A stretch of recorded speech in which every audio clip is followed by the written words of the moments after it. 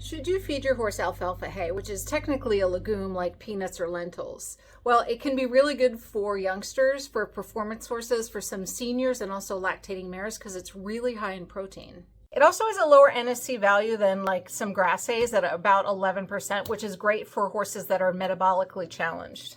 It's also higher in calories, so if you have an overweight horse, this might not be the best choice for you. It's also really high in calcium, and that can be a good thing, but also a bad thing. When we're looking at a horse's diet, we are going to look at the calcium and phosphorus ratio as part of that diet. And ideally, a horse has a calcium to phosphorus ratio of about 2 to 1. But alfalfa can run anywhere from 6 or 7 or 8 or 9 to 1. So the diet is going to be too heavy in calcium and not enough in phosphorus. So you'll definitely want to look at the diet as a whole, including commercial feeds and supplements, and maybe you need to add even more phosphorus. But all that calcium can be really good for horses that are ulcer prone because it acts as a buffer for those stomach acids that splash around and create ulcers in the upper part of the horse's stomach. And we know that if you feed your horse a little bit of hay before you exercise, it creates like this hay lid or hat in the stomach that also prevents the splashing.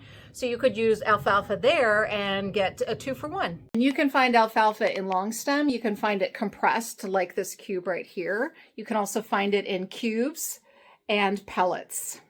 And feeding the long stem is great because it's more chew time, but feeding a smaller product like pellets is also great if you need to make a mash to hide medications or if you need to do some supplements without giving a complete feed with extra calories.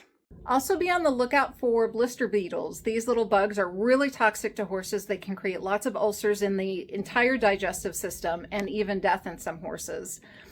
And these bugs get caught up in the baling process, and if your horse eats them after they're dead or they're still alive, it's still a problem.